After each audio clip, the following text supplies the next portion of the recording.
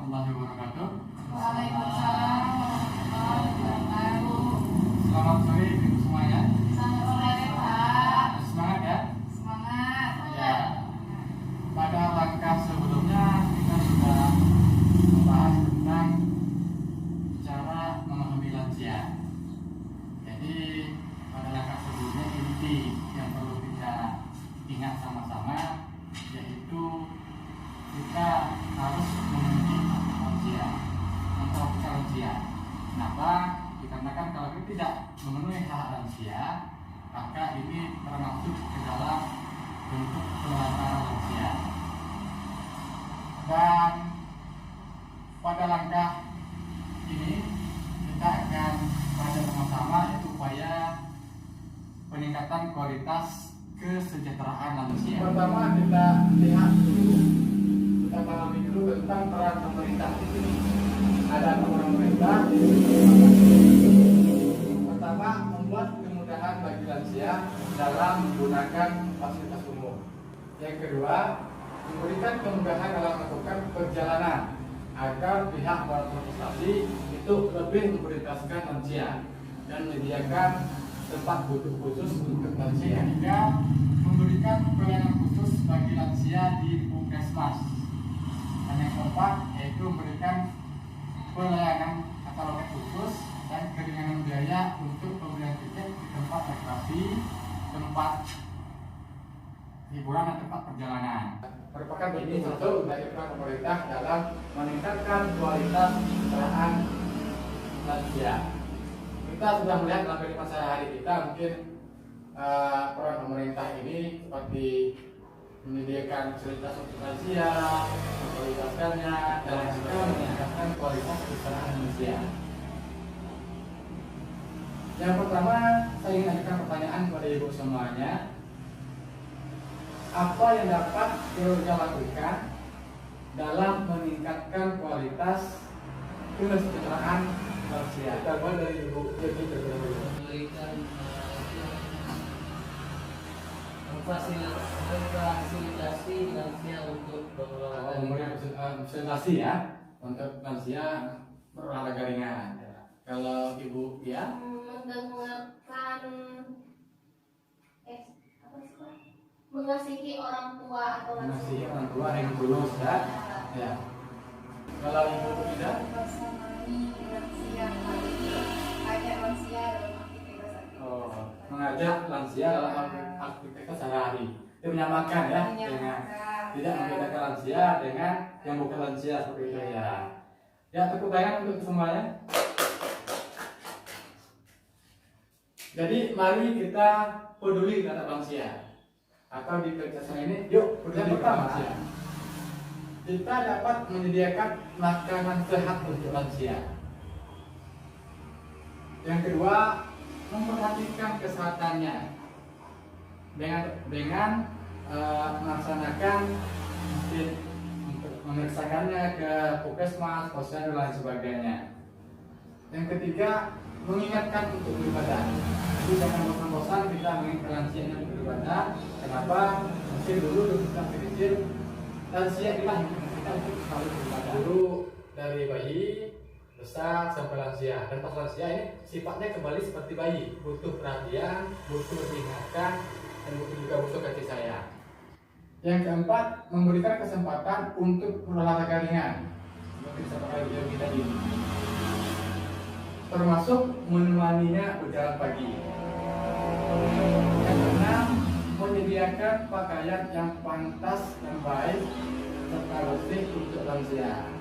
Terkadang sering banyak pihak lansia karena pakaiannya lusuh, tidak terawat dan lain sebagainya. Jadi tugas kita untuk meningkatkan kualitas kesejahteraan lansia itu dengan menyediakan pakaian yang pantas dan bersih.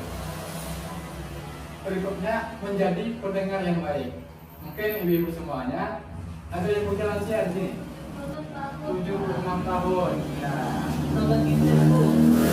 Alhamdulillah, ibu Dian sudah berumur 76 tahun tapi masih bisa bergabung bersama kita, masih sama seperti ibu-ibu yang muda-muda, semangatnya alhamdulillah luar biasa ibu Dian. Jadi kita dengan lansia kita harus hidup dengan yang baik. Memang lansia itu kadang-kadang sering mengoceh atau sering berbicara sendiri, dan banyak lagi hal-hal yang mungkin membuat kita kadang-kadang kesal, kadang-kadang juga tidak enak mendengarnya. Tapi itulah lansia, sama seperti anak kecil. Jadi kita harus hidup dengan yang baik. Berikutnya, mengasihi orang tua dengan tulus. Jadi kita harus tulus dalam mengasihi lansia. Berikutnya, perhatikan kedekatan hubungan antara suami dan istri lansia. Kita perhatikan kedekatannya. Memberikan kesempatan untuk kegiatan sosial lainnya bersama tetangga ataupun teman-temannya. Kita beri kesempatan ke lansia, seperti yang Ibu Tia lakukan pada hari ini. Dan terakhir, kita memberikan kegiatan yang merangsang memori ataupun daya ingatkan kepada lansia, seperti membaca, mengisi cicilan, ataupun membuka album-album foto yang terdahulu untuk merangsang ingatan. Nah, sekarang peran masyarakatnya, bagaimana masyarakat dalam meningkatkan kesejahteraan lansia ini? Halo. Hai. Halo. Hai. Baik, pertama, ini yang dapat masyarakat lakukan yaitu bekerja sama dengan Puskesmas untuk menyediakan posyandu lansia.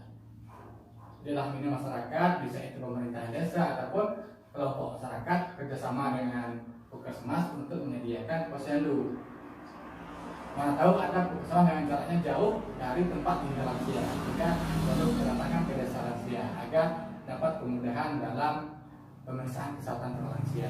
Yang kedua, menginisiasi kegiatan seperti senam lansia ataupun kegiatan lansia lainnya untuk meningkatkan kualitas kesejahteraan lansia. Ini mungkin kalau senam lansia sering dilaksanakan di desa ya.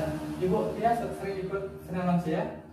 Jarang, Pak. Jarang. Iya. Tapi ada ya di desa, di tempat tinggal ibu lansia. Ada, Pak. Ada. Berikutnya, menggalang pertemuan lansia rutin, yaitu pengajian, pelatihan, seni budaya, dan arisan. Kadang-kadang dalam mindset kita atau dalam pemikiran kita itu sering kalau untuk masalah pengajian di masjid itu lebih banyak isi lansia, ya. Tapi tidak semestinya, tidak hanya lansia. Yang muda-muda juga wajib untuk mengikuti pengajian, juga mengerjakan pengajian seperti majelis taklim. Ini kita berikan kemudahan untuk lansia untuk bisa mengikutinya. Berikutnya, mengajak lansia ikut hadir dalam kegiatan keagamaan. Ini erat kaitannya dengan kita menyamakan hak-hak dari lansia. Jadi jangan kita pandang bahwa lansia ini sudah tua, sudah berumur, mungkin keadaannya tidak bisa lagi kita memanfaatkan untuk jangan. Tapi kita beri kesempatan para lansia ini untuk ikut serta. Kita samakan, maksudnya mengundang lansia hadir dalam acara-acara RT atau RW dan membantu penguatan keluarga yang menghadapi lansia bermasalah. Yaitu merujuk lembaga yang terkait jika menemukan lansia bermasalah atau mendapat kekerasan. Dan terakhir, memiliki lembaga rujukan terkait dengan kebutuhan. Nah, ini ada 9 peran masyarakat dalam meningkatkan kesejahteraan para lansia. Berikutnya, ini kita bisa lihat gambar di sini, Ibu. Ini ada beberapa tempat lembaga rujukan bagi lansia yang mengalami masalah. Jika kita mengalami masalah, kita bisa merujuk. Yang pertama itu Puskesmas atau rumah sakit. Kalau lansia mengalami masalah seperti misalnya sakit, ada hal gangguan kesehatan, kita bisa merujuknya ke Puskesmas atau rumah sakit. Nah, itu ada panti lansia atau panti jompo. Di sini kalau seandainya memang ada lansia yang tidak ada lagi pengurusnya atau mungkin anaknya merantau sehingga tidak menjadi lansia tunggal, tidak ada pengurus. Ini mungkin bisa kita rujuk ke panti jompo agar nantinya diurus dengan baik, dirawat dengan baik oleh panti, sehingga kesejahteraan dari lansia bisa meningkat kualitasnya.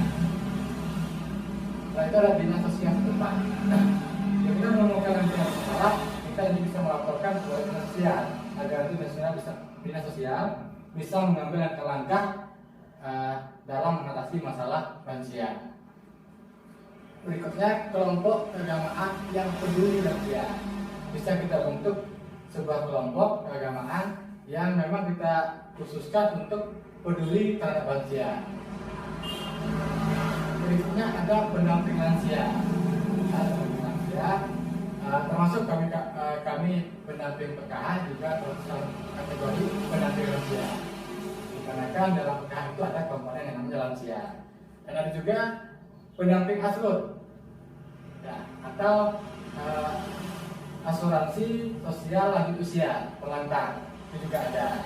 Ini bisa kita rujuk ke pendamping jika lansia ada masalah.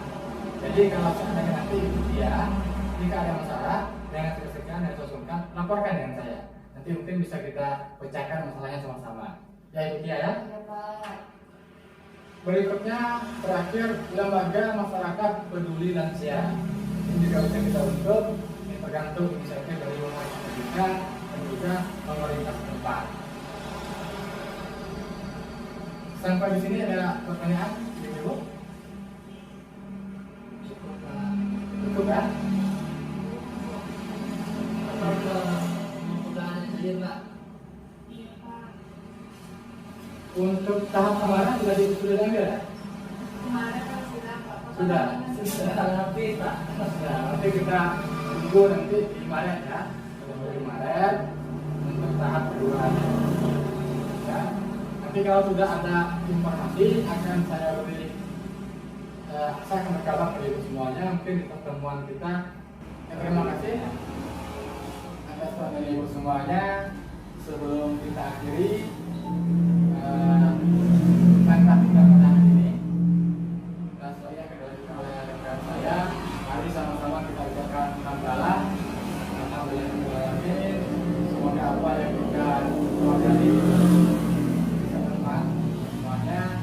Dan nanti silakan disampaikan ke keluarga di rumah ataupun kerabat terdekat apa yang kita hari ini agar nantinya memang kita bisa sama-sama dalam meningkatkan kesejahteraan lansia sehingga bisa lebih berkualitas, bisa mendapatkan haknya dan juga bisa hidup masyarakat sama seperti yang lainnya. Terima kasih, saya akhiri dengan salam.